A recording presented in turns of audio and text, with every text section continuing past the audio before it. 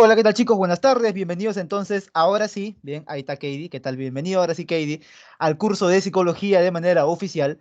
Como les decía en la breve introducción que regularmente hacemos, vamos a hablar pues de los cambios que atraviesa la persona desde que inicia la vida con el proceso de la concepción hasta que ésta fallece, ¿no?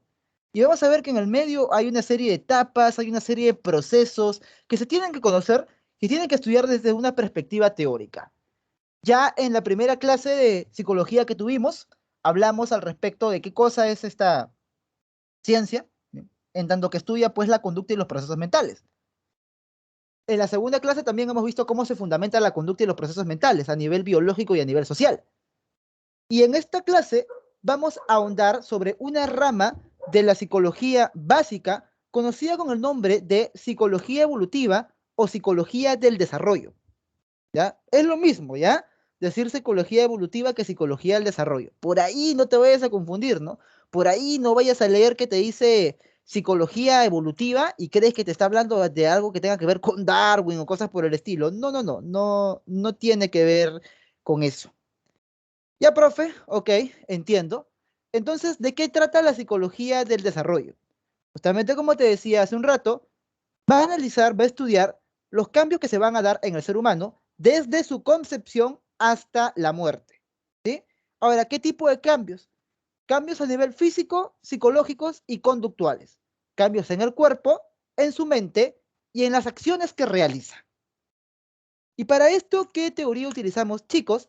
Utilizamos la famosa teoría de los ciclos vitales, ¿ok?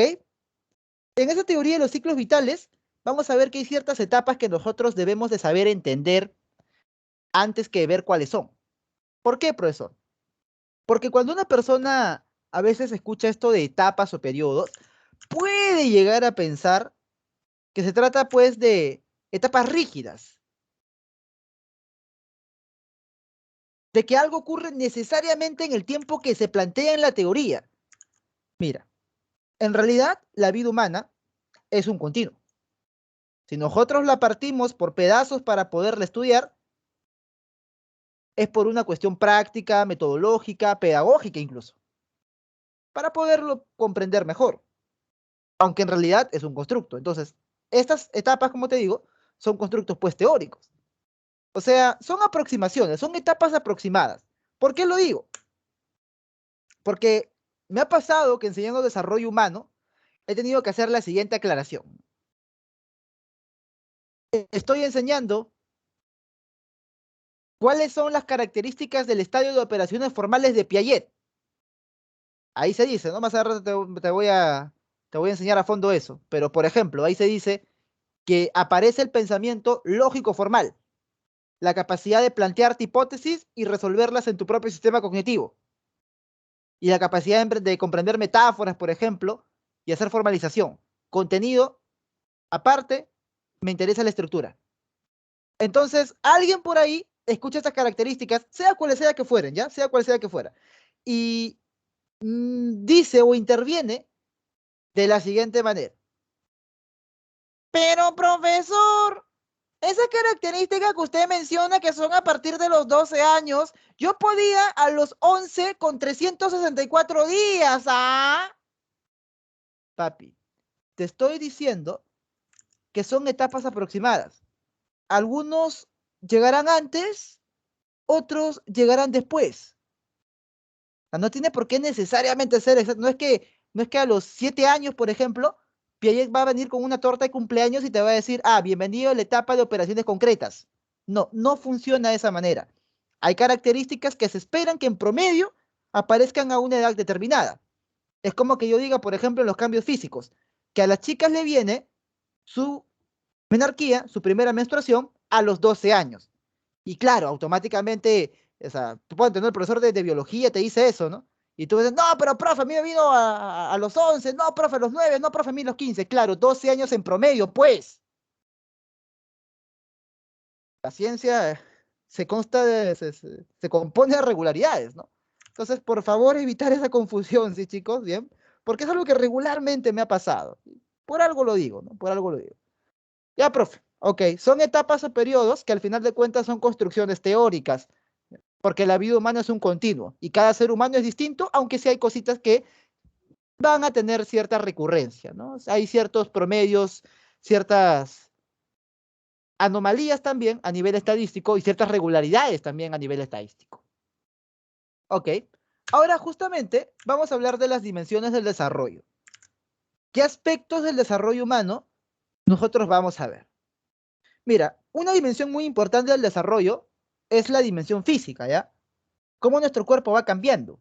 Pero realmente esto es algo que el alumno ya trae del colegio, o sea, sería poco productivo realmente que acá en la academia, yo, aunque podría hacerlo, ¿no? Y sería un poco más fácil para mí, pero sería poco productivo que te ponga una lámina diciéndote pues las características sexuales secundarias, ¿no? Que la adolescencia, la pubertad, comienza la aparición del vello púbico, vello facial, crecimiento de los senos, todo eso, ¿ya? Eso ya, digamos, se presupone que el alumno lo sabe. Y si no, pues repasadas el cuaderno de personas, familia, relaciones humanas o como se haya llamado el curso. Lo que sí, muy probablemente no te hayan enseñado en el colegio son estas dos de acá y que justamente son las, o sea, son las partes que más pregunta San Marcos, que es la dimensión cognitiva y la dimensión psicosocial. O sea, los exámenes de admisión, de los cuales San Marcos es el modelo o paradigma, en psicología, si preguntan de desarrollo, preguntan de estas dos áreas, a nivel cognitivo y a nivel psicosocial. Ok, profesor, ¿qué significa cada uno? ¿Me puede explicar? Claro que sí, papi, esa es mi chamba. En tanto que cognitivo, entendemos por todo lo que tiene que ver con los procesos mentales, o sea, con el pensamiento, jovencitos, ¿ya? Yo siempre les digo a mis alumnos, cada vez que te diga cognición, ¿cuál es la palabra que tiene que venir automáticamente? Pensamiento, profe. Bien, cognición, pensamiento. Entonces, esto de acá se relaciona con la manera en la que el ser humano piensa el mundo o conoce el mundo. ¿Cómo es que va cambiando la mente del sujeto conforme éste se va desarrollando? Por ejemplo, tú con 6 años aproximadamente, si caminabas y te das cuenta que la luna también avanzaba contigo, corrías y te das cuenta que también la luna seguía avanzando contigo. Entonces decías, mamá, la luna me persigue, ¿no? Claro, esa es una forma de interpretar la realidad que evidentemente a día de hoy ya no tienes. Ya tú sabes que eso no es así. Ya no ves las cosas de una manera animista, por ejemplo. Ya no dices que la mesa te pegó. Dices, me tropecé con la mesa por sonso, ¿no? Pero no es que la mesa te haya pegado, por ejemplo. Entonces, esa manera de comprender el mundo, esa manera de conocer, esa manera de pensar, va cambiando conforme pasa el tiempo. ¿Y eso quién lo estudia? Eso lo estudia el buen y gran Jancito Piaget. Bien, chicos, el buen y gran Jancito Piaget estudia estos cambios a nivel cognitivo.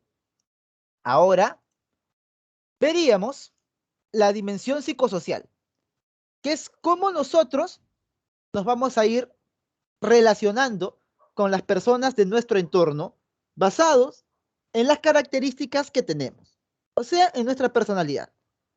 Ejemplo de aquí, profesor, podría ser la manera que tenemos de relacionarnos quizás con nuestros padres. No es la misma cuando tienes 15 que cuando tienes 20 que cuando tienes 25. Muy probablemente cuando tienes 15 años, yo me acuerdo, ¿no? Que tiene, pues tenía 15 años, ¿no? La manera de relacionarme con mis padres era bastante tormentosa. ¿Por qué? Porque tenía una personalidad bastante arisca e impulsiva. Y me acuerdo todavía, ¿no? Claro, que mi mamá me reclamaba, ¿no? Me decía, cuando era chiquito, te portabas bien, ahora que estás viejo, manganzón, eres un malcriado. Entonces yo, bueno, mamá, pues, cambia la manera de relacionarnos en base a la personalidad que vamos adquiriendo. Claro, muy probablemente a los 10 años te hayas llevado mucho mejor con tus padres de lo que te llevas ahora. Bien. Para los 20 escuchas ya un poco más, ¿no? Chamar, ya, ya, pero sí, sí, sí, tienes razón, pero ¿cómo fastidias, oye, no? Ya luego cuando te independizas, más o menos en mi caso, pues hace un par de años, ¿no? Sobre los 22, 23, ya vas comprendiendo unas cosas más, ¿no? Entonces ya ahora, la manera de relacionarme que tengo con mi madre, sobre todo, que era con quien más peleaba, es muy, pero muy diferente, ¿no? Ahora sí ya comprendo efectivamente que bueno, en la casa hay comida, ¿no? el valor, pues, justamente del ahorro, ¿no? Para, o sea, uno ahorra para algo bueno, ¿no? Para comprarse cositas chéveres, por ejemplo. ¿Sí? Si me dedicara a despilfarrar el dinero, no hubiera podido comprarme la tarjeta de video que tengo y que me encanta, ¿no? Para jugar, por ejemplo. Entonces, ya, esa manera de relacionarnos con los otros, con la sociedad, y con nuestros padres o con quien sea, ya, cambia a lo largo del tiempo. Y eso lo estudia, ¿sabes quién? Lo estudia Erik Erikson. ¿Bien, chicos? Entonces funciona de esa manera. Ya, profe, ahora vamos a hablar aquí al respecto de los factores del desarrollo. ¿Qué factores se ven involucrados en el desarrollo? Y es por eso que se pone esta clase como cuarta clase, porque justamente en la clase número 2, después de la introducción a la psicología, se habla de la parte biológica del sujeto. Y en la tercera clase, la que hemos visto la semana pasada, se habla del aspecto sociocultural. Aquí solamente añadimos uno, el personal o biográfico, y luego explicamos ciertas características del factor biológico, ciertos conceptos que son necesarios comprender. A ver, profe, ¿qué tiene para decirme usted aquí? Mira, diferencia fundamental, papi. Por el amor de Dios, no te vayas a confundir, no vayas a creer que hereditario y congénito es lo mismo. Herencia y lo congénito son conceptos distintos, aunque ambos pertenecen a los factores biológicos.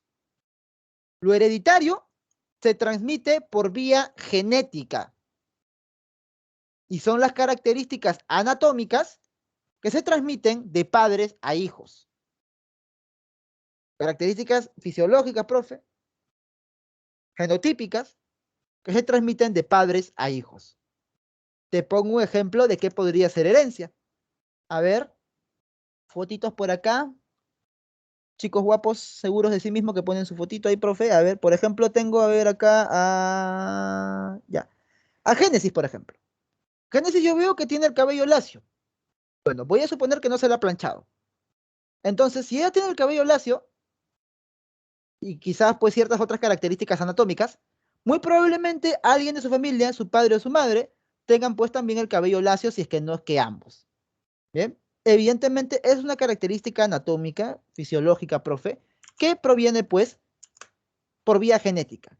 Tú, por ejemplo, papi, tienes el cabello rizado, capaz tu mamá es lacia, capaz tu papá tiene el cabello crespo, entonces, bueno, tú has heredado eso, ¿no? Esas onditas que se te ven chévere. Ok, profe, bacán. Eso es hereditario. Quizás, niña, tú comparas la foto de tu mamá, no ahorita, ¿no?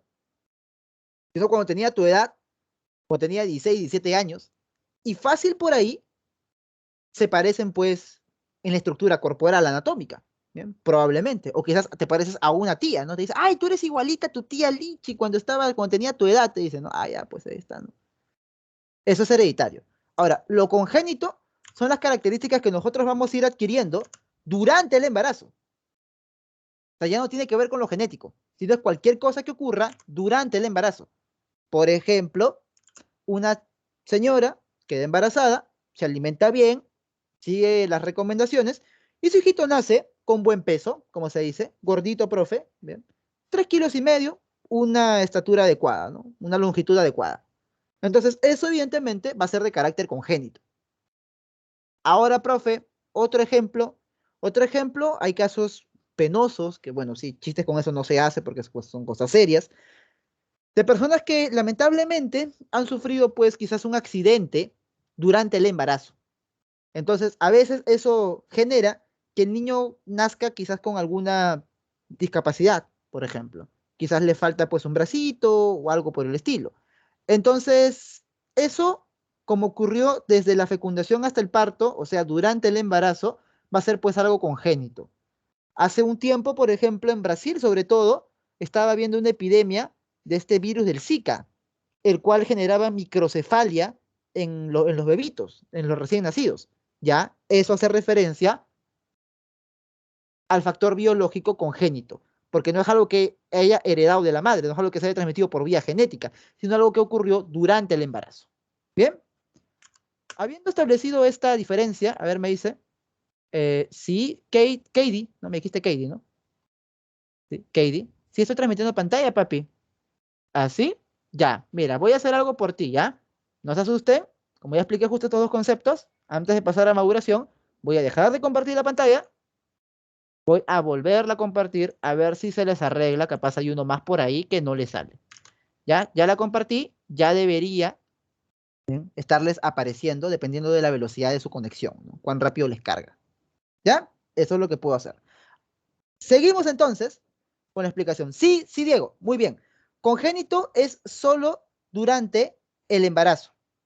Está claro, o sea, congénito es toda aquella característica que se vaya a adquirir durante el embarazo. ¿Sí? Sí, solamente durante el embarazo. Bien, claro, desde la fecundación hasta el parto. ¿Bien?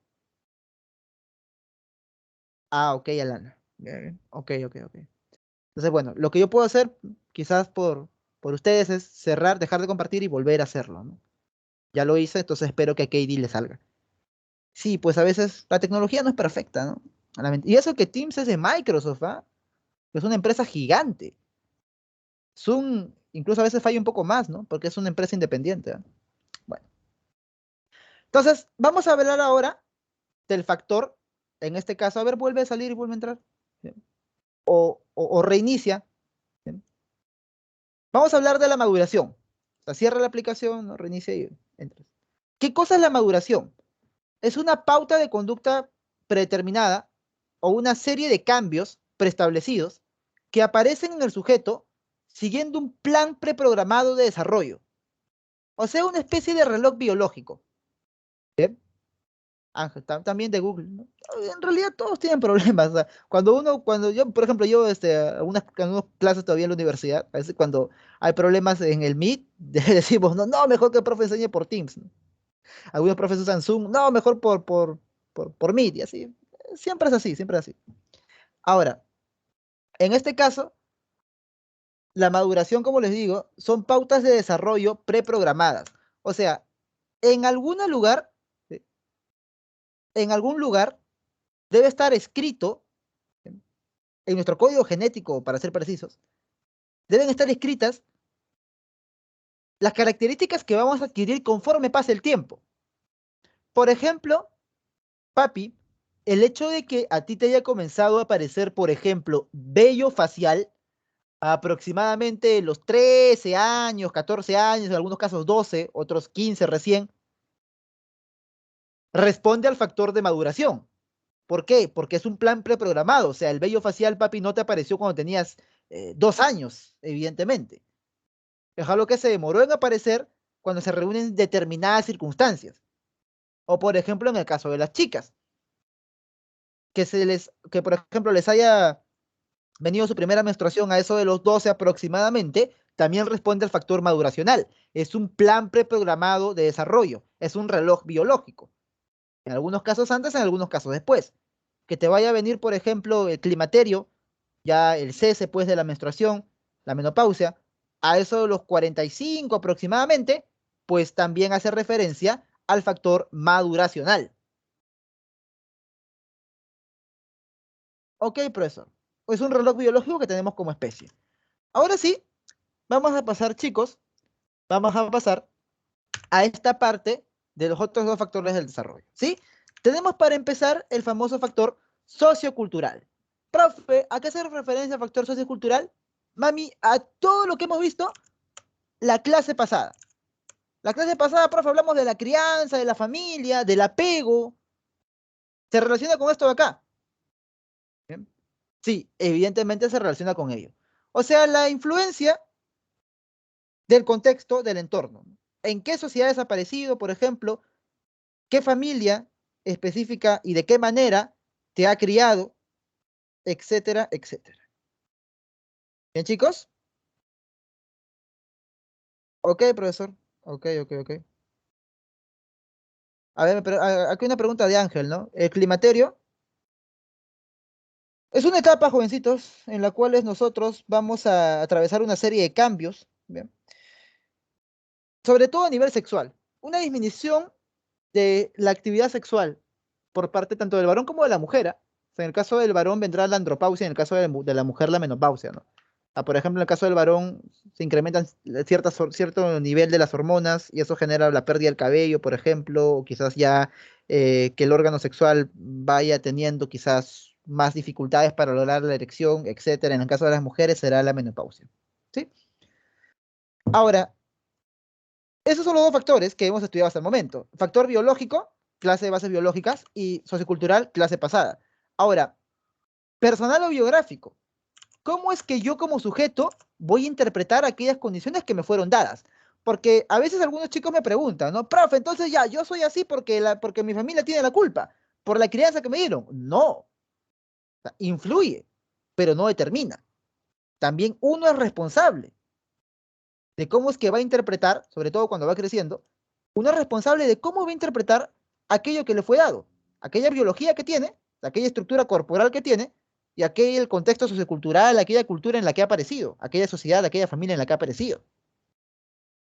Hay diferentes formas de procesar esa información, de procesar esas características a las cuales inicialmente fuiste expuesto, pues. Una cosa es decir, no, que la culpa de todo, no, la tiene, no, Latinoamérica, no, la culpa de todo la tiene quizás, qué sé yo, mis genes, porque yo me hubiera gustado ser, qué sé yo, medir 3 metros, ¿no? Bueno, ya depende, ¿no? Y otra cosa muy distinta es decir, oye, ¿sabes qué? Voy a hacer lo mejor que puedo con lo que tengo. Ya eso depende de la persona y es la responsabilidad individual del sujeto sobre su propio desarrollo también. Bien, jovencitos, entonces hablaremos al respecto de qué? Hablaremos al respecto de las etapas del desarrollo, lo cual es muy importante y también es un poquito peligroso en el sentido de que por ahí, fácil, vas a encontrar más información al respecto e incluso cierta discrepancia con lo que te estoy planteando acá. ¿Por qué, profe? Porque antes la esperanza de vida era menor. ¿Qué quiere decir esto de acá? Que las personas se morían antes, básicamente, ¿ya? Y como la experiencia de vida ha cambiado, entonces también las etapas de desarrollo se han, pues, alargado. Por ejemplo, antes se consideraba anciano a partir de los 60 años. ¿Ah? Ahora, como la esperanza de vida ha subido, se considera a partir de los 65. Ok, profe. Y justamente también, ¿no? La moratoria psicosocial se ha incrementado. No, Yanira, no, no, no, antes se vivía menos, o sea, el promedio de vida, por ejemplo, de los años 50 es inferior al promedio de vida actual, ¿ah? ¿No? Al promedio de vida actual. Sí, sí, sí, esto es por el avance de la ciencia médica, ¿ya? Ahora, quizás en algunos periodos de la historia puede que sí, ¿sí? Justamente vamos a hablar, pues, de cada una de estas etapas, Ángel, ¿bien? Vamos a ver. La prenatal es simple de entender, ¿no? Desde que somos concebidos, desde que el óvulo es fecundado por el espermatozoide, hasta que nacemos. Ahora, la infancia desde que nacemos hasta los 3 años. Niñez temprana de 3 a 6. Intermedia de 6 a 11. No se cuenta pubertad, ¿ya? No se cuenta pubertad. Pubertad será una fase inicial dentro de la adolescencia, al menos según la teoría de San Marcos, que es lo que yo debo enseñarles a ustedes. Ahora, lo que me pregunta acá Ángel, una excelente pregunta, papi, por la adultez temprana, ¿bien? Es lo mismo que decir la juventud, ¿sí? Esto es adultez temprana o juventud. Profe, ¿qué hasta los 40? Sí, imagínate, ¿sí? Antes se consideraba hasta menos incluso, pues. Entonces, joven será desde los 20 hasta los 40 años. Adulto intermedio, que acá están, por ejemplo, nuestros padres, es entre los 40 y 65 años, pues justamente. Y ya ancianos, nuestros abuelos, aproximadamente a partir de los 65. Ya, profe. Entonces, ¿qué, profe? ¿Hasta los 20 se considera adolescencia? Sí, sí, según este esquema, sí. ¿Por qué? Ah? Por la extensión de la moratoria psicosocial. No me digas por qué, pero sí, ahora sí le daría un poco la razón a Yanira, la gente antes se iba más pronto del hogar, ¿sí? Antes se iba más pronto del hogar. Ahora la gente dura un poco más de tiempo todavía en su casa, ¿sí? Demora un poco más de tiempo antes de abandonar el hogar, de dejar el nido, como se dice. Y justamente somos las generaciones que más independientes se creen, ¿no? Pero realmente, al final de cuentas, las estadísticas no mienten. Y otras condiciones también, ¿no? Tanto internas como externas, tanto de personalidad como de condiciones sociales también. Ok, entonces, bueno, vamos a ver qué funciona de esta manera. Ahora sí, vámonos, jovencitos, rapidito nomás, porque me interesa priorizar desarrollo postnatal, hablar del desarrollo, ¿bien? prenatal. Me pregunta Lucía Xiomara, profesor, ¿diferencias entre niñez temprana e intermedia? A ver, diferencias a nivel cognitivo o a nivel psicosocial. Justamente, Lucía, vamos a llegar a ello, ¿no? Porque, por ejemplo, acá, en la etapa del, según el Piaget, ¿no? El desarrollo de la mente, bien, acá pone, ¿no? De los 2 a 7 años. Entonces acá niñez temprana. Y luego propone de 7 a 12. Eso es a nivel de la mente, ¿no? ¿Cuáles son las diferencias a nivel mental? Luego viene Erickson, por ejemplo, y Erickson nos habla al respecto justamente de la diferencia entre la etapa de los 2 a los 4 años con la de 4 a 6 y la de 6 a 11. Entonces ahí se va a averiguar, ahí vamos a ver qué cambios hay en cada uno, ¿sí? No se preocupen, no es que ya hayamos ya cerrado con esa etapa, simplemente para que lo conozcan y luego lo vemos. Profe, me dice, Esther, ¿podría mostrar de nuevo la diapositiva para tomarle captura rápido? Yo siempre les digo que subo la teoría, ¿bien? Subo la teoría, o sea, el PDF con todo, incluso las anotaciones que hago siempre en rojito, ya, pero si, bueno, me pides eso, normal, ¿no? Ahora, seguimos, ya está, ¿bien? Seguimos, y vamos a hablar del desarrollo prenatal. Mira, rápido, ¿ya? ¿Por qué? Porque ya se está cortando un poco el tiempo para las otras explicaciones. ¿Cuándo comienza todo? Con la fecundación, como te digo, del óvulo por parte del espermatozoide. Se crea en este caso el huevo o cigoto, lo cual da origen a la fase, deberíamos ponerla acá, fase germinal. ¿Ya? A ver, profesor, fase germinal, sí, fase germinal. Donde aparece pues el huevo cigoto que atraviesa una rápida división celular. Esto dura desde la semana 1 hasta final de la semana 2. Comienza la semana 3 y aparece, ¿bien? Ahí está, ahí está. ¿Bien? En este caso aparece ya lo que se conoce como las capas que van a formar la estructura del cuerpo humano, que nos van a acompañar hasta el día de nuestra muerte. O sea, profe, aparecen 3 capitas, ¿ya? Que van a dar origen a los órganos, por eso organogénesis. Ectodermo, la parte de fuera, mesodermo, la parte de medio, y endodermo, la parte de dentro. O, para hacer caso a su etimología, piel de fuera, piel del medio, piel de dentro. El ectodermo, la parte más externa, pelo, la piel en sí misma, el sistema nervioso. Mesodermo, músculos, huesos, sistema circulatorio. Endodermo serán pues nuestras vísceras. O sea, debajo, por ejemplo, del diafragma, que es músculo, y de las costillas, que es hueso, estará pues el páncreas, los riñones, el hígado, todo ello. Ya, profe, bacán. Y luego ya, a partir de la semana número 9, comienza a ganar peso y a hacerse cada vez más resistente para salir al mundo exterior. Comienza a tener control del cerebro ya de determinadas funciones. Eso es muy, muy importante, ¿ya? O sea, ya a la semana número 7, el tubo neural se forma, que es el origen de la médula espinal, se forma y ya un cerebro incipiente comienza pues a regular ciertas funciones que vamos a tener. ¿Bien, chicos? De esa manera funciona. Ahora, profe, ok, ya semana 36, 38, ya la Bendy nace, ya tenemos la Bendy en brazos, profe, y ahora sí, ¿qué es lo que viene? Bueno, viene la llamada etapa del desarrollo postnatal. Ya, profe. Ya, una vez nacido el chiquito, vamos a ver cuáles son los cambios que va a ir atravesando, porque evidentemente no es que el chiquito nazca con la capacidad de hacer razonamientos lógicos abstractos, ¿no? Es algo que va aprendiendo poco a poco. Y justamente sobre la capacidad de razonamiento es que el buen y gran Jancito Piaget nos habla, ¿sí? Él nos habla respecto del desarrollo cognitivo. Entonces, hagamos la teoría al respecto de cómo va cambiando el pensamiento a lo largo de la vida de las personas. La primera etapa o estadio, y así se le dice, ¿eh? Estadio, no estadio, estadio, que propone Piaget, es la fase sensorio-motriz, que aproximadamente se da entre los 0 a los 2 años. ¿Por qué sensorio-motriz, profesor? Sensorio, porque el pequeño aprende a interpretar las sensaciones que provienen del medio externo. O sea, profe,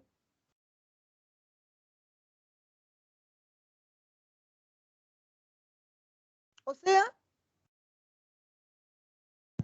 a saber diferenciar si algo le genera agrado o desagrado. Si algo significa peligro o significa bienestar, por ejemplo. Imagínate que el chiquito siente la calidez del seno materno sobre su mejilla. Eso él va a aprender que esa sensación significa que está próximo a ser alimentado. Y para todo organismo vivo, el ser alimentado es algo positivo. Entonces, sentir pues calorcito, por ejemplo, sentir que lo están abrazando, que lo están arrullando, eso va a ser interpretado como algo positivo. Entonces, aprende a relacionar sensaciones con bienestar o malestar. Ok, profesor, es el primer caso a nivel sensorial. Y ahora, a nivel motriz, justamente el pequeño va a aprender también a manejar su cuerpo. Primero la cabeza, luego el tronco, luego las extremidades. ¿Ya, profe? Y lo que vamos a ver también es que realiza poco a poco lo que se conoce con el nombre de conducta intencional o conducta dirigida a metas. ¿Por qué? Porque al inicio, todo movimiento que tenga el chiquito va a ser por una cuestión de acto reflejo. O sea, mira, no es que el pequeño haya aprendido a succionar, por ejemplo, el pezón de la madre. Eso está mal dicho. ¿Por qué, profe? Porque la acción de succionar el pezón materno va a ser un reflejo que, digamos, trae de fábrica el pequeño. O sea, eso es algo innato, no es una conducta aprendida. Que sí, profe, sí. Por ejemplo, cuando tú le pones tu dedito a un chiquito en su mano y lo aprieta, ese reflejo es el reflejo de prensión palmar. Lo compartimos con los primates superiores, de la época en la que el ser humano, evolutivamente, dependía de estar colgado en las ramas de los árboles. Claro, nosotros ya no podemos cargar nuestro propio peso, los chimpancés sí pueden. Entonces nosotros pasamos de esa actividad refleja, que es involuntaria, a una conducta intencional. ¿A través de qué? A través de las reacciones circulares. ¿Qué cosas son las reacciones circulares? Son la repetición de una acción. ¿Cómo así, profe? Mira, el chiquito, de manera refleja, mueve su cuerpo, está moviendo su cuerpo, y de pronto su dedo pulgar entra en contacto con su boca y comienza por reflejo a succionarlo, y siente algo agradable. A él le gusta hacer eso. Entonces, luego ya va a intentar controlar el brazo para generar el mismo efecto. Entonces, algo que sucedió de manera casual, de manera espontánea, de manera refleja, él va a intentar reproducirlo. Si es reacción circular primaria, será pues algo que tiene que ver con su cuerpo. Si es secundaria, manipular objetos. Y si es terciaria, profe, explorar efectos novedosos en base a los objetos. Lo que interesa acá es que el pequeño aprenda a manejar su cuerpo ya de manera voluntaria. Y luego, pues ya tú sabes lo que viene, ¿no? Viene el gateo, viene la capacidad de caminar, etcétera, etcétera. Ya, profe, acá. Ahora, interesa mucho esto de la permanencia del objeto. Interesa bastante porque es la característica principal de esta etapa. Profe, ¿qué significa eso, la permanencia del objeto? Si tú a un pequeño de 4 meses o menos de edad le enseñas un objeto, póngase una pelota, y luego se le escondes, es como que para ese chiquito esa pelota hubiera dejado de existir. O sea, si no lo está percibiendo directamente, si no lo está tocando, viendo, para él, fuera de la vista, fuera de la mente, como que si hubiera esfumado, hubiera desaparecido. Y aún no lo recuerda, o sea, no tiene la capacidad de recordarlo. Entre los 4 y los 8 meses va a desarrollar la permanencia del objeto. Quiere decir que él sabe que a pesar de que no esté viendo dicho objeto, igual este sigue existiendo. O sea, yo le enseño la pelota, por ejemplo, y luego la muevo, él ve que la estoy moviendo y la pongo detrás de mi cuerpo, entonces él sabe que está ahí detrás de mi cuerpo y me puede señalar, ¿no? Me puede señalar así como diciendo, dame eso, ¿no? Dame la pelota, porque él sabe que está ahí. Ya, a eso le llamamos permanencia del objeto. Y si te das cuenta, estará desarrollando una capacidad. ¿Cuál será esa capacidad? La capacidad de la memoria, pues. O sea, ya puede guardar una imagen mental.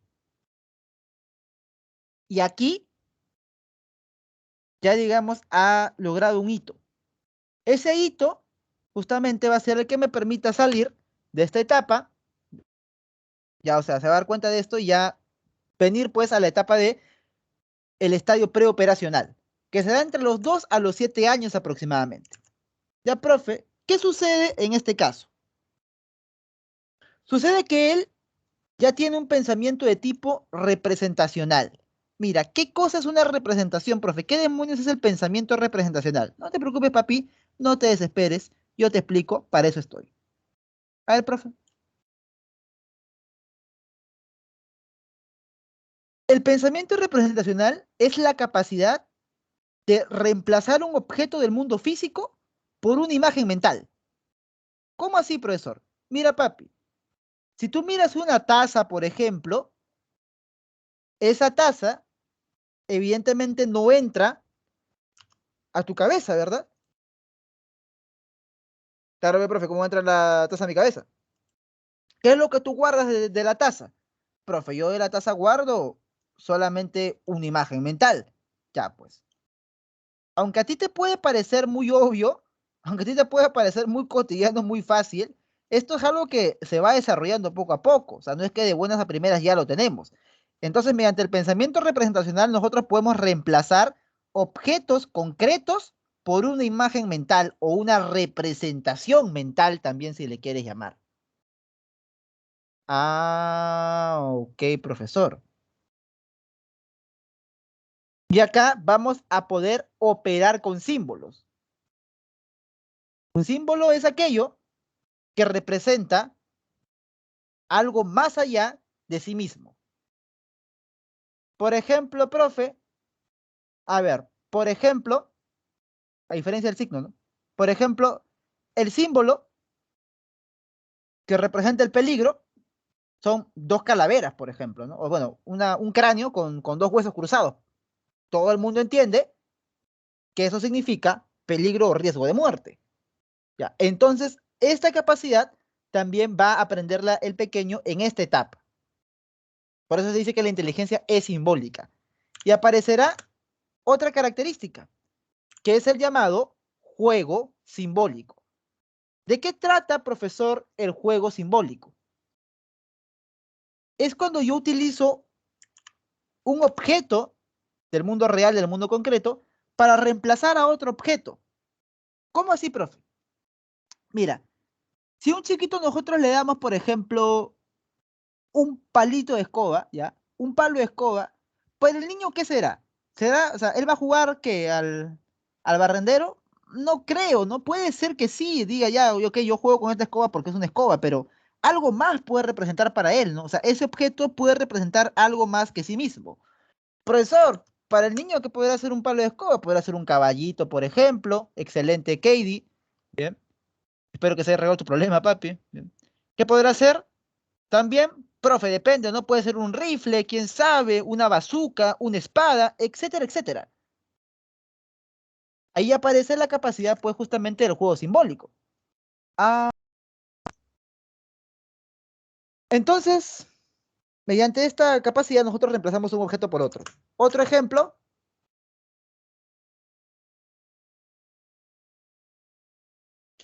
le damos, por ejemplo, la mamá se compra, ¿no? Una lavadora o una refri. Ya, la caja de cartón grande que viene con el electrodoméstico, pues dice, no, ya este es mi nuevo búnker, dice, ¿no? Entonces se mete ahí en la caja y juega que es su búnker, ¿no? Etcétera, etcétera. Bien. Agarra cualquier cosa y dice, esta es mi nave espacial, así no tenga forma de nave espacial por ningún lado, es un cartón de leche, pero bueno, él juega con eso a que es una nave espacial. Juego simbólico. Ahora, la imitación diferida justamente es lo contrario a la imitación directa. Porque la imitación directa es cuando el niño realiza una acción mientras ve a otra persona realizando dicha acción.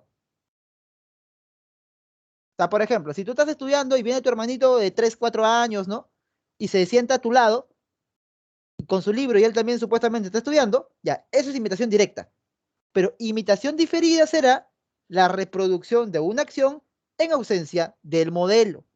O sea, profe, lo hace después de un rato. Te imita, hace lo mismo que tú, pero después de un rato. Y ejemplo de esto de acá hay bastantes, ¿no? Claro, justamente, Diego, el juego simbólico depende de su imaginación y su creatividad. En caso de la imitación diferida, su capacidad para la reproducción de esquemas de conducta. Ese es el logro en realidad, poder reproducir un esquema de conducta. Por ejemplo, Diego, si no fue tu caso, igual tendrás amigos por ahí que quizás veían a su papá en la mañana afeitarse antes de ir al trabajo. Luego, ¿qué fue lo que hacen?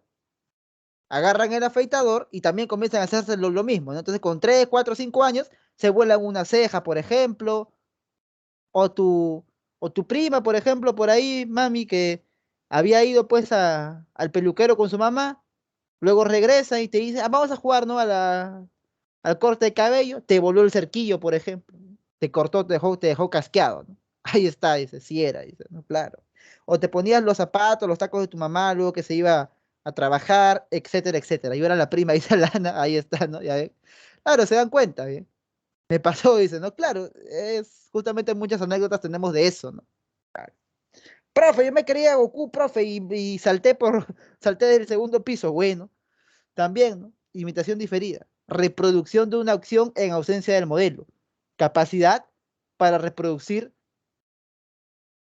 una acción. Ahí está, por ejemplo, ¿no? Claro, muy bien. A veces podría ser el juego simbólico, ¿no? Que los perfumes eran, por ejemplo, no sé, pociones, ¿no? O elementos químicos o algo por el estilo. Ahí está Paul, ¿no? Claro, muy bien, intentar afeitarme los tres, claro, porque muy probablemente hayas visto a alguien haciendo eso. Bien, claro. Entonces, ya hemos explicado esto de acá y esto de acá. Ahora, vamos a ver el pensamiento sincrético. Acá mejor te lo anoto porque este es un poquito más tranca, ¿ya? El pensamiento sincrético es una falsa relación causa-efecto, ¿ya? Falsa relación causa-efecto. Esta es la característica por la cual el pequeño ve que dos fenómenos que suceden inmediatamente uno después del otro tienen que estar inmediatamente relacionados, o él cree que están inmediatamente relacionados. Por ejemplo, llega su tía a visitar a la casa, toca la puerta, entra, y justamente cuando llega su tía, ¡pum! Se va la luz, se va la corriente. Entonces él dice, ah, entró mi tía y se fue la luz. Entonces entró, no, entonces la luz se fue porque entró mi tía. Hay una relación causa-efecto, o sea, él no puede pensar más allá de lo que ve. Eso también algunos le llaman centración. Al único que ve es lo único que va a tener para explicar la realidad.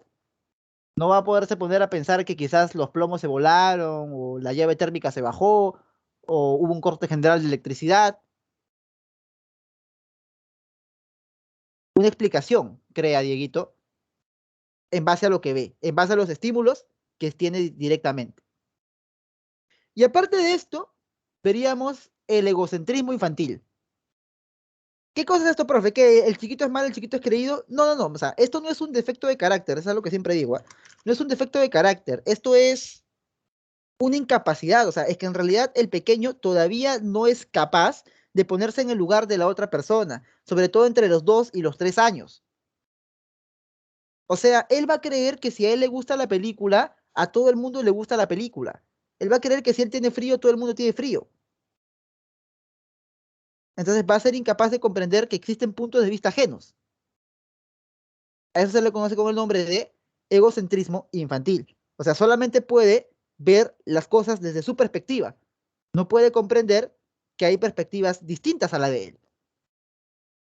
Por eso que también es impaciente, ¿no? Quiere algo y lo quiere ya. Egocentrismo infantil. Y el animismo infantil es la capacidad por la cual le da vida a objetos inanimados. Justamente el ejemplo que te hice al principio de la clase, pues. Está caminando, ¡pa! Se chanca con la mesa. Mamá, la mesa me pegó. Y su mamá, mesa mala, ¿por qué le pegas a mi hijo? Ahí está, pues, animismo infantil. La mesa es un objeto inerte, inanimado, no tiene vida, pero dota de características de ser vivo o de persona a un objeto inanimado. Mamá, el cielo está triste, está que llora. Ah, sí, hijito, sí, está triste el cielo. Sí, no ha hecho su tarea el cielo, pues está triste. Ah, sí, mamá. Sí. Claro, animismo infantil. Bien, chicos, entonces, ¿eso de animismo infantil es algo malo? No, Diego, no. Buena pregunta. No, no es algo malo, es parte de. Bien, es parte de. Ahora, uno como adulto o como persona que ya pasó por esta etapa, lo que debe es de tampoco forzar mucho al niño a que lo entienda, pero tampoco tratar de reforzar mucho eso del animismo infantil, ¿no? Simplemente decirle, sí, hijito, te tropezaste, ¿no? Mamá, la mesa me pegó, sí, hijito, te tropezaste con la mesa. Ligerito nomás, ¿no? Para que vaya comprendiendo que los objetos no tienen vida. Ah, tampoco le vas a pegar, ¿no? ¿Bien? ¿Hasta qué vas a eliminar el animismo? Aproximadamente hasta los 7 puede ser que dure, ¿ah? ¿Sí? Ahora, uno luego lo puede decir de broma, o tampoco es que haya problemas, es que la dura pues hasta los 8 9, ¿no? Ya más de los 9 ya sí, habría que preguntarle si realmente él cree que la mesa tiene vida. Bien. Ya esto de acá ya un especialista lo puede pues diagnosticar mucho mejor. Pero puedes esperarle darle un par de añitos más de chance. No hay problema. Ahora vamos a ver acá justamente ya la siguiente etapa, el salto, que se da entre los 7 a los 12 años. Este es el estadio operacional concreto que propone Piaget. Ya, profe, ¿y qué es lo que aparece acá en este llamado, en este famoso estadio operacional concreto? Lo que vamos a tener,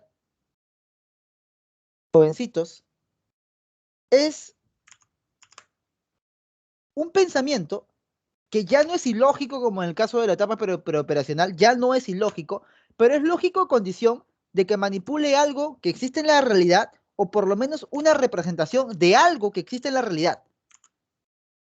¿Cómo así, profe? Mira, la profesora en primaria o te da palitos para que los ordenes en progresión lógica, o al menos en el libro, ahí salen, ¿no? Los palitos. Por ejemplo, te dicen, ordenan los palitos de más grande a más chiquito. Entonces te ponen así, ¿no? Uno grandazo, ¿no? Luego esto acá más pequeño, luego así uno chiquitito, luego uno mediano, luego otro grande así, luego otro más pequeñito todavía, y así, ya. Te dice, ordénalos de mayor a menor. Ok, tú vas a poder tener un pensamiento lógico con eso, pero porque es una figura que representa algo que puede estar en la vida real o directamente es un palito que está ahí de manera física. A eso le llamamos, a ese ordenamiento en progresión lógica, le conocemos con el nombre de seriación. Es una capacidad que se desarrolla durante este periodo. Ahora viene la clasificación. Pertenencia a conjuntos, en base a semejanzas y diferencias. Por ejemplo, tienes 9 años, tu mamá te ve que estás ahí, según tú aburrido, lo peor que le puede decir a tu mamá, mamá, estoy aburrido. Ya, ven acá, ayúdame. Selecciona la ropa de color, sepárala de la blanca, por ejemplo. Entonces, como tú ya tienes 9 años, ya tienes la capacidad de agarrar un poco de ropa, por ejemplo, que sea de color blanco, ponerla a un lado, y toda la ropa de los demás colores, azul, negro, rojo, lo pones a otro lado. Entonces ya puedes hacer qué cosa, ya puedes clasificar objetos. Esa capacidad de clasificación también se aprende durante esta etapa. No le vas a pedir pues a un niñito de 6 meses que clasifique, ¿no? Todavía no ha adquirido la capacidad. Ok, profe. También vemos el principio de conservación. El principio de conservación se explica bastante bien con un experimento que hizo Piaget. Piaget hacía experimentos con sus hijos. Ahora, experimentos no tan fuertes, ¿no? O sea, investigaba cómo se comportaban sus hijos y cómo iban cambiando. Mira, hace el experimento con vasos o recipientes llenos de jugo de frutas, lo que conocemos con el nombre de frugos, pues. ¿Qué es lo que hace? Llena hasta cierta parte un recipiente alto, por ejemplo, hasta acá. Y luego lo vacía por completo en un recipiente que es menos alto, pero es más ancho. Tú sabes que el nivel del agua más o menos estará acá, ¿no? Entonces, si tú le preguntas a un chiquito, por ejemplo, de 10 años ya, de 10 años, ¿dónde hay más líquido? ¿En A o en B?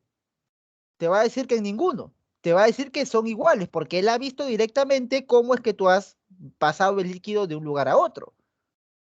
Claro, profe. Entonces, a pesar de que hay un cambio superficial en su forma, igual sigue permaneciendo en la misma cantidad. En cambio, un chiquito de menos de 7, ponte de 4 o 5, si tú le preguntas dónde hay más, muy probablemente te diga que en A. Como lo ve más alto y solamente puede centrarse en una característica, ¿bien? Entonces vamos a ver que te va a decir que hay más líquido en el vaso primero, pues en el vaso A.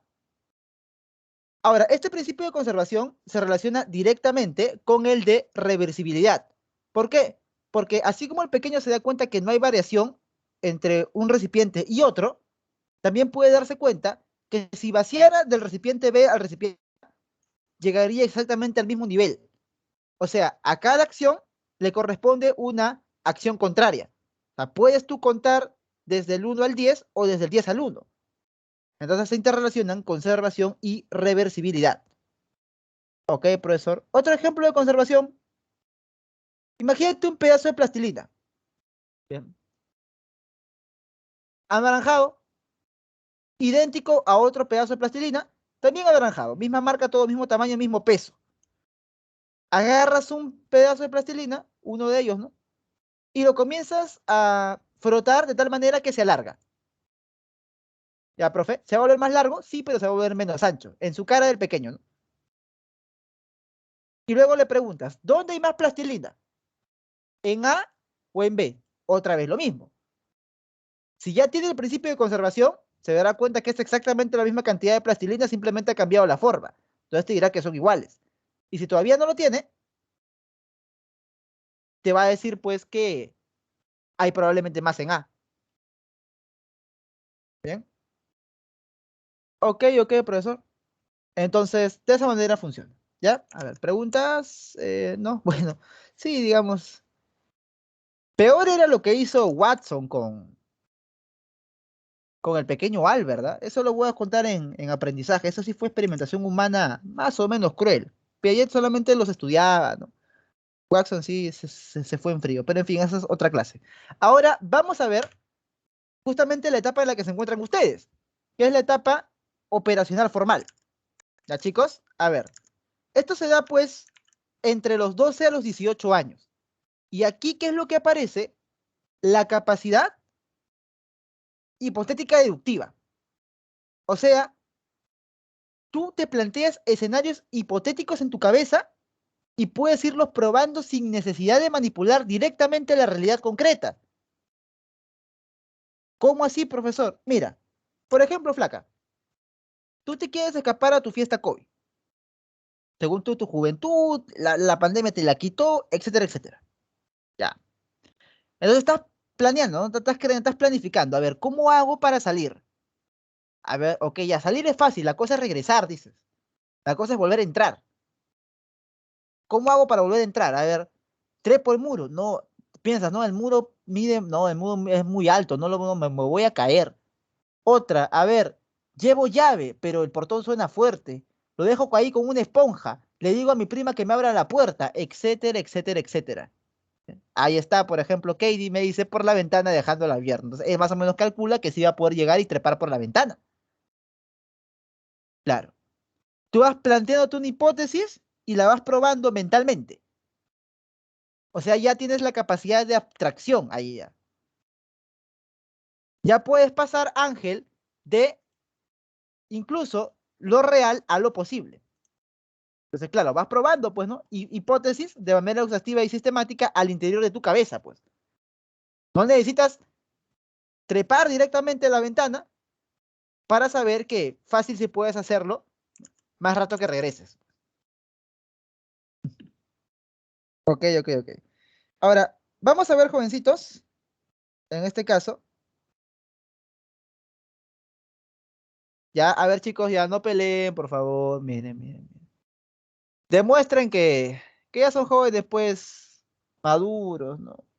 Y no le den más chamba a su profesor que es chévere con ustedes, porque luego tengo que estar reportando esto de acá, los administrativos correspondientes, hacer informe, decir que hubo tal de tal, y les digo que me da flojera, así que cállense, por favor, ya no estén peleando como si fueran chiquitos de inicial. ¿Ya? Ah, profe. A ver, justamente esa capacidad nos hace que nosotros podamos realizar inferencias, que podamos tener un pensamiento hipotético deductivo, que nosotros podamos pensar en aquello que fuera posible más allá de aquello que fuera real. ¿Sí? Ahora, chiquitas, tranquilitas, por favor, vamos a hablar de una característica fundamental, ¿ya? ¿Qué es el egocentrismo racional? ¿Qué cosa es esto, profesor, del egocentrismo racional? Es, ahora sí, un defecto de personalidad al cual el adolescente tiene cierta inclinación. No digo que todos, ¿ah? No digo que todos. No es un defecto de personalidad. No, en este caso racional, ¿sabes? Mira, ¿sabes qué pasa, Paul? Pasa que como el adolescente recién está aprendiendo, como se dice, está estrenando capacidades mentales, está aprendiendo a deducir, está aprendiendo a sacar conclusiones lógicas, entonces cree que las conclusiones lógicas a las que él llega, que las deducciones que él hace, que las cosas que él piensa, las cosas que él razona, automáticamente van a ser la verdad absoluta. O sea, y racionalmente, digamos, él se convence a sí mismo, claro, puede entender que otros tengan otro punto de vista, pero su punto de vista automáticamente es el verdadero. Su punto de vista, él se convence, y no digo todos, digo, es una tendencia a, no digo todos, pero hay una tendencia a convencerse de que el punto de vista de uno es la verdad. Y ahí, por ejemplo, aparece un fenómeno conocido como la fabulación personal. Fábula personal o mito personal también le llaman, que es una característica por el cual el adolescente siente que es invencible, como si fuera el protagonista de una película de superhéroes, siente que es pues inalcanzable en algún sentido, en cualquier cosa. Por ejemplo, Kevin, por ahí debes tener algún amigo que porque se metió un mes a estudiar artes marciales mixtas, entonces ya cree que le puede pegar a todo el mundo. ¿Ok? Puede que se pelee una vez en la calle. Y esos dos, tres pasitos que aprendió ahí en la academia de artes marciales, le haya funcionado. Pero a la segunda, a la tercera, capaz se encuentra con un pata que está estudiando, pues, para ser oficial en la Marina. Y lo para de cabeza, ¿sí o no? Entonces, claro, pues precisamente eso es por el egocentrismo racional. Pues él cree que de alguna manera se ha convencido de que es lo máximo, ¿no? Se ha convencido de que es un ser superior por alguna característica personal que tiene. O le roban, ¿no? Claro que sí. O por ahí, ¿no? Debes haber tenido, quizás, no sé, sobre todo si eres de colegio nacional, igual que tu profe, un compañero, ¿no? Que en quinto ya por ahí ya tenía relaciones con su flaca, por ejemplo. Entonces te decía a ti, Katie, ¿no? Te decía, ¿tú qué sabes? Te decía, oye, pero te estás cuidando porque tú siempre dices que no te cuidas, ¿no? Y responde a sus amigos, ¿ustedes qué saben? Ustedes son castos, todavía no han tenido nada. ¿Qué sabes, oh? ¿Tú qué sabes, oh? Yo lo saco a tiempo. No, bueno. Claro, y ese sentimiento de indestructibilidad, de invencibilidad, ¿a qué lo lleva?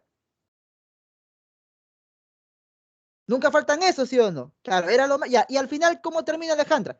Luego lo ves, ¿no? Palteado después de 6 meses de que acabó el colegio, empujando su cochecito, ¿no? Comprando pañales, ¿no? Buscando chamba porque ya tiene hijos. O VIH, por ejemplo. Claro, eso es la fabulación personal, pues. Claro. El adolescente se siente indestructible, pues. Y hay ciertos.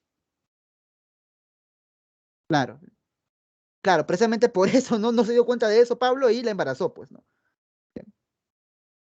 En fin. Ahora, también pasa en otros lugares, ¿eh? Ya, ahora, todos tenemos a veces cierto tipo de fabulación personal, ¿ah? Por ejemplo, yo tenía un compañero que se sentía superior, y de ahí he hecho una pregunta, un compañero que se sentía superior por la música que él escuchaba. O sea, él escuchaba un tipo de música y los que no escuchaban ese tipo de música, entonces no habían comprendido la verdad sobre la música y todos eran inferiores a él.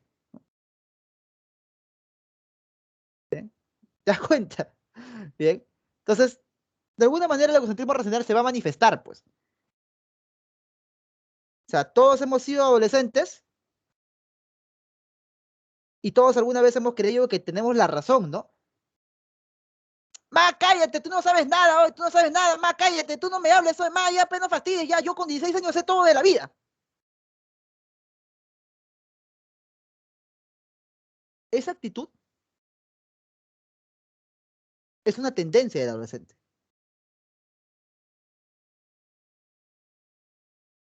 ¿En Katie? Ok, y la audiencia imaginaria. Bueno, o así uno dice para sí mismo, ¿no? Así no lo digo para afuera, lo dice para adentro. La audiencia imaginaria es la característica por la cual el adolescente cree que es el centro de atención. O sea, para bien o para mal, tenga autoestima alta o autoestima baja. Por ejemplo, si tiene autoestima baja, le sale un grano en la nariz y ve que alguien está caminando, ¿no? Y se ríe, o le salió un grano en la frente, bueno, ahora con la mascarilla, y, ay, está viendo está viendo mi grano, dice, ¿no? ¿Por qué? Porque tiene la famosa audiencia imaginaria, pues. Cree que es el centro de atención. O el otro caso, ¿no? El otro caso, pues, ay, no, no, ya tengo más de 2.500 seguidores en Instagram y ya no puedo salir a la calle sino más porque ¿qué van a creer mis seguidores, no? Pues ya, audiencia imaginaria, pues. Justamente en las redes sociales, a veces no hay información al respecto que el adolescente tenga acceso, ¿no? Pero cuando estás en la universidad, hay artículos que se escriben y que se comparten al respecto de cómo es que se aplican todos estos conocimientos de psicología a las redes sociales. O sea, ¿tú qué crees? ¿Que Elkin ha escrito dos frases? Que Elkin dijo, porque Elkin es el que propone esto, ¿no? Seguidor de Piaget propone esto. ¿Tú crees que Elkin ha escrito solamente dos, cuatro palabras? No, él ha escrito libros enteros. ¿Y tú crees que la gente que desarrolla las redes sociales no lee estas cosas? Si tú que estás estudiando acá para ingresar recién todavía, algo estás aprendiendo, imagínate ellos, se leen los libros enteros y saben cómo aprovechar de manera perfecta esas características de los adolescentes, pues. ¿Te das cuenta? En fin. Ahí está, ¿no? Esa es la cara que pone pues un adolescente cuando está siendo víctima del egocentrismo racional por fabulación personal. Ahí está, ¿no? Esa expresión, ¿no? Bueno, este es un norteamericano, ¿no? Nosotros con nuestras facciones peruanas, pero igual es la misma expresión. ¿Bien? ¿Te das cuenta? O otro caso que hubo hace no mucho, ¿no? Audiencia imaginaria. La flaca estaba pues en pleno baile, ¿no? Sea armado o no sea armado, pero puede ser, ¿no?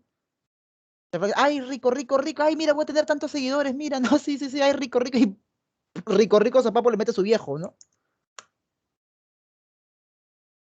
¿Te das cuenta?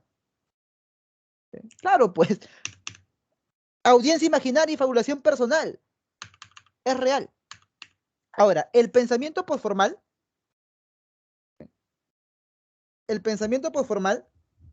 ya es a lo que debe de apuntar una persona después de haber pasado por esa etapa pues de la adolescencia. Mira, como te digo, en esta etapa de la adolescencia la persona puede llegar a creer que ya tiene la razón en absolutamente todo, ¿no? Pero luego te vas dando cuenta de algo, te vas dando cuenta que todos tenemos quizás puntos de vista diferentes y que al final las cosas no son en blanco y negro. Ya tu pensamiento se hace mucho más flexible. Las cosas no son a veces de cuestiones de héroes versus villanos. O sea, papi, mira, o sea, si tú realmente interpretas la historia o la realidad política, por ejemplo, no sé, Estados Unidos y Afganistán, como una lucha entre los buenos versus los malos, créeme que ese análisis es completamente pueril, infantil, diría yo. Hay una serie que no sé si es que la han visto, si es que no la han visto, se las cuento sin spoiler. Se llama Attack on Titans, Shingeki no Kyojin. ¿Bien? Y justamente ahí te muestra dos perspectivas. Las perspectivas de dos pueblos. Y ambos pueblos creen que ellos son los buenos. Y ambos pueblos creen que el otro es el malo. Justamente hay un personaje, una chiquita llamada Gaby, recontra dogmática, recontra cerrada.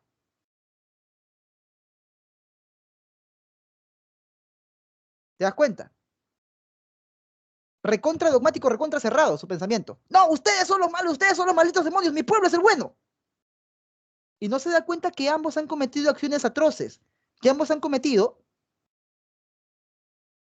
actos muy honorables también. Acá me dice Pablo, hay unos que tienen mejores ideas y mejor para quién, mejor para ti. Claro, quizás para, qué sé yo, ¿no? Para un promonárquico, la monarquía sea la mejor idea, pero está convencido de eso, ¿no? O sea, al final cada quien va a defender la postura que mejor le parezca. Y hay que saber respetar, pues, posturas aparte, ya justamente, ¿no? Ahí está, que a cada quien que tiene su propia postura. O sea, pero si tú comprendes que el otro también tiene su razón, claro, cada uno creía que está en lo correcto, pues. Entonces, aprendes a superar eso, claro. Ahora, Aristóteles, filósofo, propone un criterio para establecer qué idea es mejor que otra. ¿Sabes cuál es, José? Si funciona o no funciona. Si funciona o no funciona esa teoría que tú tienes. Por ejemplo, yo puedo creer que la mejor manera para que los chicos aprendan es siendo lo más formal posible, poniendo palabras rimbombantes, las palabras más trancas, para, wow, cuánto sabe el profe, ¿no? Ya. Pero si yo lo hago y eso no funciona, el alumno no aprende de esa manera, entonces lo siento, pero mi teoría no sirve. Por ejemplo, para trasladarlo a política. ¿El sistema político que propones ha sido puesto en práctica? ¿Sí o no? ¿Ha funcionado? ¿Sí o no? ¿Qué resultados tuvo? Y dialéctico, que nosotros podemos conversar, podemos llegar a acuerdos, podemos tener ideas contrapuestas que al final tengan un resultado que supere a ambas y pueda incluir a ambas. ¿Bien? Por ejemplo, tras una discusión, tras un debate serio, llegamos a idea que sea pues de beneficio para todos. Ok, ok. Entonces, vamos a ver que eso ya, como te digo, acá hizo justamente más, ¿no? Y algunos ni siquiera llegan en este estadio, ¿no? Bien, chicos, vamos a ir ahora sí, salimos pues del desarrollo de la manera de pensar y nos vamos a dónde? Nos vamos a el desarrollo psicosocial, de cómo nos relacionamos nosotros con los demás. ¿En base a qué? En base a la personalidad que tenemos y que vamos a ir desarrollando. Bien, mis chiquitos, y para eso, bien, necesito la teoría de Erik Erikson, ¿ya? Erik Erikson, discípulo de Freud. ¿Ya? En realidad, Freud, por si te preguntan en algún lugar, es el primero en hacer una teoría al respecto del desarrollo humano, ¿ah? Pero Erik Erikson es su seguidor y él va a completar su teoría. Ahora, yo, como siempre, te dejo algo más en la diapositiva para que tú lo puedas leer si eres curioso. Te dejo las definiciones más extensas, pero me voy a centrar en explicarte con este cuadrito de acá. ¿Ok, papi? Con este cuadrito de acá me voy a centrarte en explicar. Cuadrito actualizado a la fecha de lo que pide la universidad ahorita, ¿ya? Bien, cuadrito un poquito ya más actual. Ahora, vamos a ver, pues, jovencitos, cómo es que funciona esto de aquí. Si tú te das cuenta, ves la edad, la etapa y la virtud. La edad, no hay nada que explicar, el rango cronológico. Y la etapa, si tú te das cuenta, puedes ver que hay un versus siempre. Algo versus algo. Y claro, son dos fuerzas que se van a contraponer. Dos fuerzas que se van a contraponer. Una fuerza sintónica, digamos, que me va a llevar a un correcto desarrollo, y una fuerza distónica, que de irse por ese camino, el desarrollo no va a ser pues del todo correcto, ¿no? Ok, profesor. Ahora, ¿qué tendríamos que ver? Tendríamos que saber que en esta etapa de los 0 a los 18 meses aparece este conflicto de confianza versus desconfianza y esto está íntimamente relacionado con lo que nosotros conocemos con el nombre de apego. ¿Ya, chicos? El famoso apego que hemos visto la semana pasada. Que yo sí se los expliqué, me acuerdo. Ya, profe, sí, sí, sí, si es que la madre atiende o no atiende las necesidades del bebé. ¿Ya? Ok. Atiende o no atiende las necesidades del bebé. Entonces, si su mamá atendió sus necesidades de manera adecuada, en el momento adecuado, vamos a ver que se genera la virtud básica de la esperanza. Esa confianza en que las cosas pueden mejorar a pesar de que salgan mal. Si tú te encuentras con una persona muy pesimista, que a la primera ya se está rindiendo, que cualquier cosa que sale mal ya cree que se va a ir todo al tacho, entonces, según Erickson, puede que tenga un conflicto en esta etapa, ¿bien? De la confianza versus desconfianza.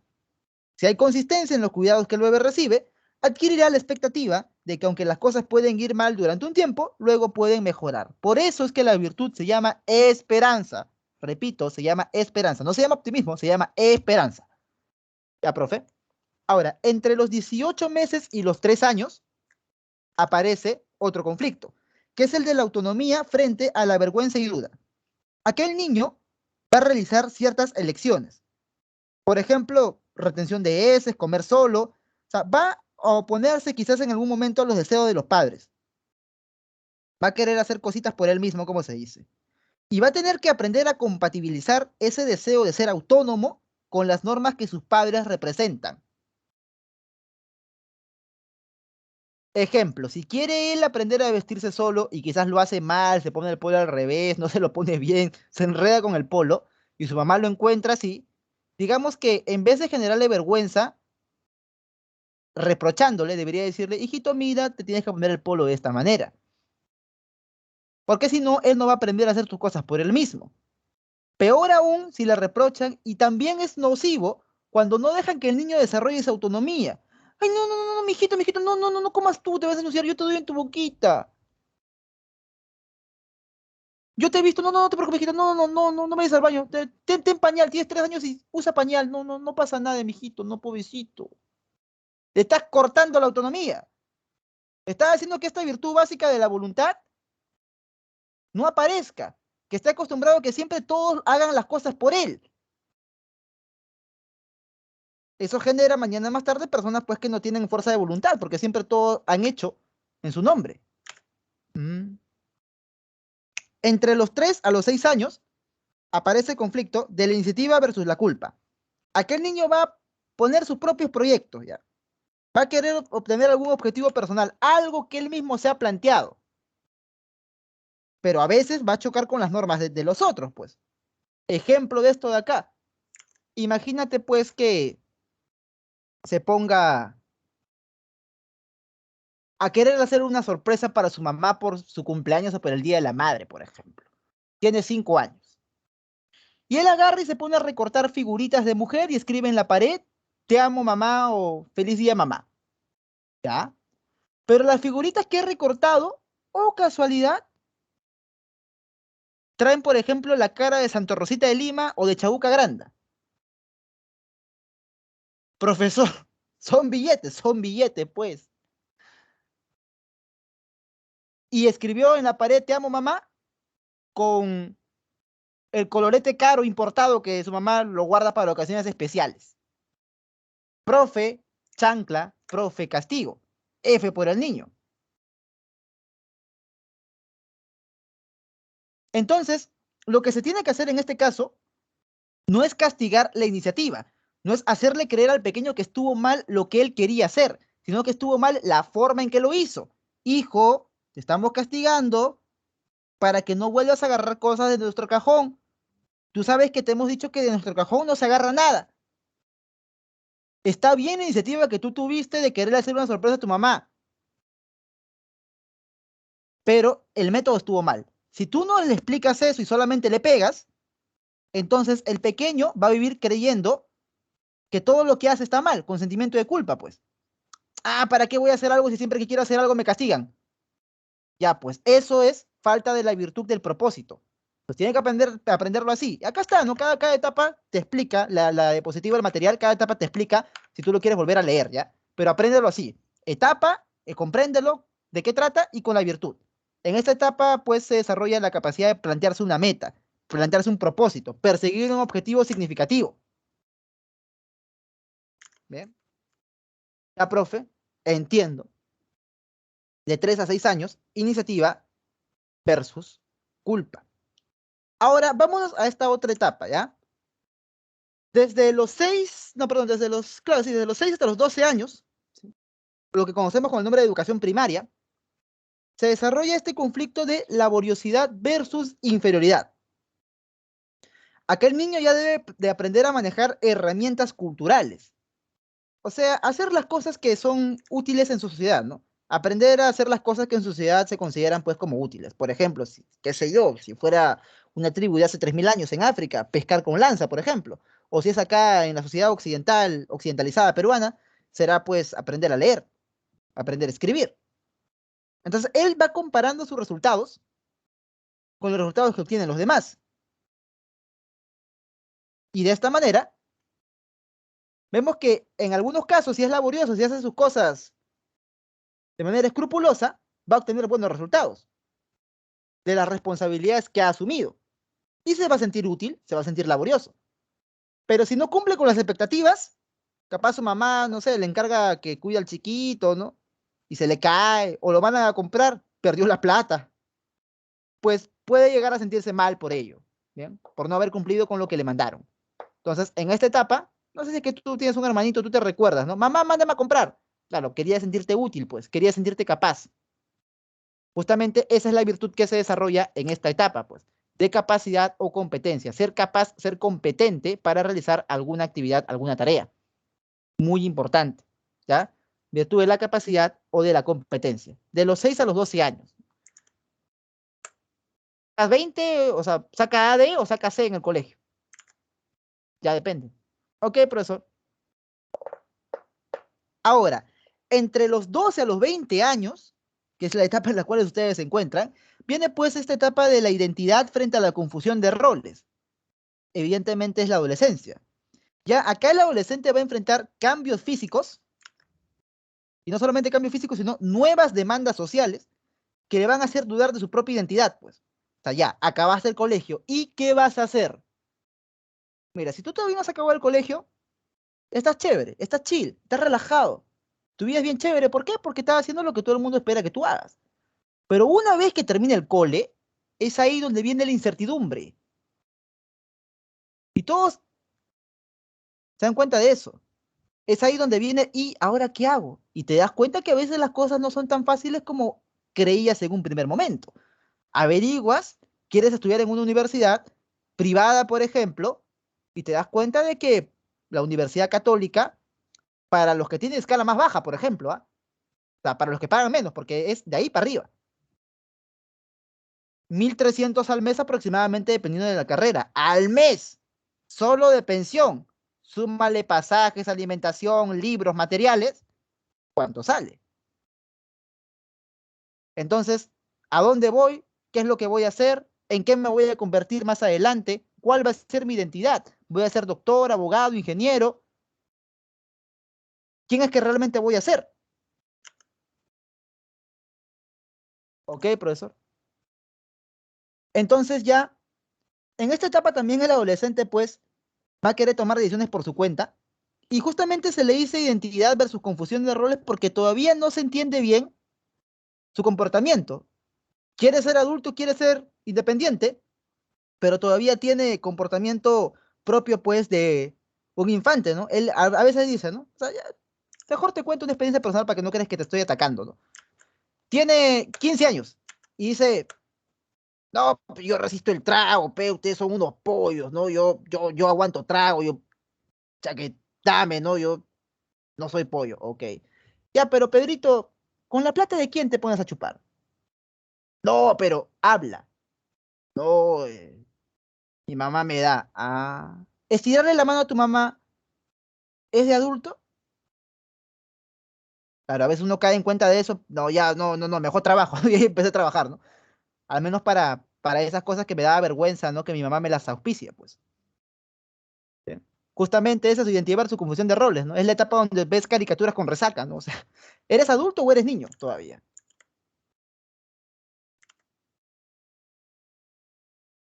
Profe, mi enamorado y yo ya tenemos ciertas cositas y esto que el otro. Ah, sí. ¿Y tu cuarto está ordenado? ¿Haces tus cosas realmente, estudias como deberías estudiar? ¿Eres responsable contigo misma? Ya depende, pues, ¿no? ¿Eres adulto o eres niño? Bien. Ahora, aparece la virtud de la fidelidad o la lealtad. ¿Por qué? Porque en esta etapa la persona se compromete a nivel ideológico, se compromete a nivel social, con múltiples funciones, ¿no? O sea, acá está la búsqueda realmente de su identidad, ¿no? ¿Quién soy? Entonces acá puede adquirir siempre por ahí quizás las características de alguna tribu urbana. Por ejemplo, se mete en un grupo que son, qué sé yo, fanáticos de, qué sé yo, fanáticos de las tazas blancas, no sé, por agarrar cualquier objeto que tenga en mi mano, ¿no? Entonces se meten, ¿no? Entonces ya todos adoran a la taza blanca, ¿no? Entonces a la taza blanca se pone su foto de perfil de la taza blanca, ¿no? Así sucesivamente. Le hace por taza blanca lo que sea, pues algún cantante, alguna manifestación cultural, alguna ideología política, lo que sea. Y es leal y fiel a ese grupo. Leal y fiel a ese grupo, ¿ya? Su secta, claro. Su tribu urbano, por ejemplo. Su secta, pues. Escoge su secta, como se dice, ¿no? ¿Y a qué se volverá, no? Puede ser, ahí está, por ejemplo, ya tu secta de los BT, ya lo que sea, lo que sea. Ok, ok, ok. Entonces, ahora vamos a ver el otro conflicto, ¿ya? Que viene entre los 20 a los 40 años. Eso es a lo que tú te vas a enfrentar luego todavía. Y que ya yo más o menos, ¿no? Entiendo que persona ya 24, 25, ya tengo que ir también, pues, ¿no? Pensando un poco más en ello. Es el conflicto de la intimidad frente al aislamiento. O sea, ya tu identidad que has construido durante esta etapa de la adolescencia, ya que tienes un proyecto de vida al cual ya estás avanzando un poco, ¿no? Ya estás o trabajando directamente en un oficio que has decidido que vas a tener, o estás en la universidad, por ejemplo, ya vas a formar un vínculo de intimidad con otra persona. Esto vamos a ver la próxima clase, teoría desde el amor. O sea, ya se va a fusionar la identidad con otra persona, pero manteniendo cierto grado de independencia. Como se dice, una relación de pareja, una relación estable de pareja.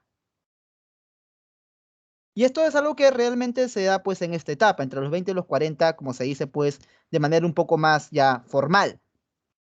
O sea, por ahí capaz tienes dos tipos de primos, ¿no? Uno que sigue viviendo en los 40, a los 40 años con su mamá jugando Dota, por ejemplo, y otro que quizás ya tiene 30 y ya vive con su flaca, por ejemplo. Quizás no tienen hijos, ok, ya crían perros, ya, su problema, su roche, pero, digamos, ya hay un compromiso de por medio. O sea, ya paso del yo al nosotros. Ese cambio es el que se da acá. El paso del yo al nosotros. Entonces ya la persona, como tiene un proyecto de vida con otra, no piensa solamente en aquello que él desea, sino también en los deseos que puede tener la otra persona. ¿Bien? Y esto es normal, esto es parte de la vida. Formar un vínculo con alguien. ¿Bien? Entonces ya, pues, a los 30 más o menos, digamos, ¿no? Ya una persona está un poco más capacitada para ello. Bien, pues, llegaré en ese caso.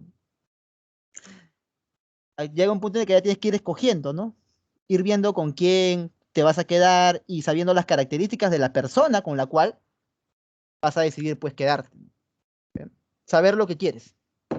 En fin, intimidad versus aislamiento. La virtud del amor, pues justamente la capacidad de amor.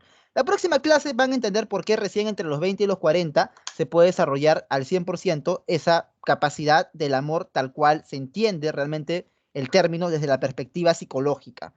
No, que yo tengo 16, 15 años y amo a mi flaca, es el amor de mi vida. Ya, bacán. En la próxima clase hablamos de eso en teoría del amor. Ahora, vamos a ver lo que ocurre entre los 40 y 65. ¿Sí? En este caso, tenemos al conflicto de generatividad versus estancamiento. Aquí ya incluso la persona va más allá de la identidad, más allá de la intimidad. La persona se compromete pues con los otros, ¿no? Con su trabajo, con sus hijos, ¿eh? Siendo productivo y cuidando de sí mismo, de sus hijos e incluso de sus padres, ¿ya? Incluso de sus padres.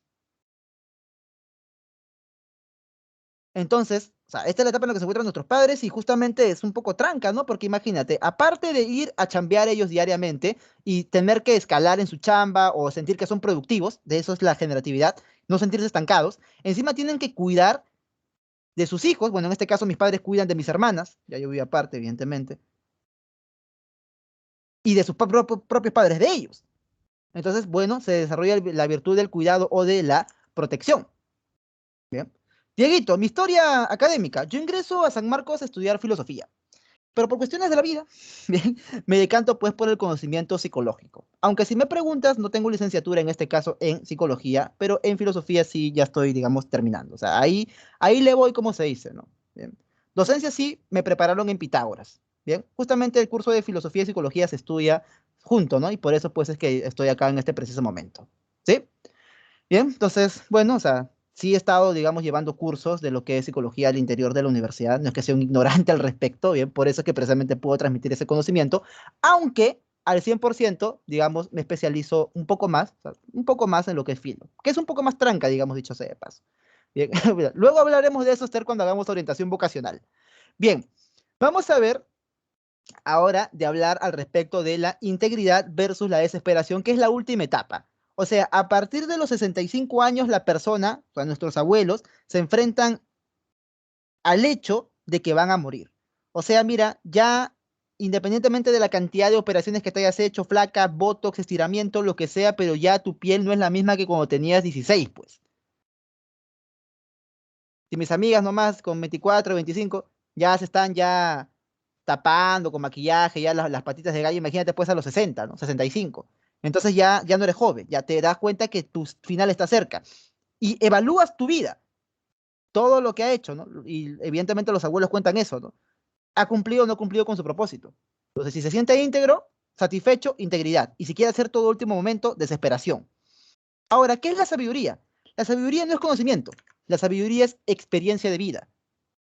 Quizás nuestros abuelos no sepan manejar Facebook, no sepan pues bajarse TikTok, ¿ok?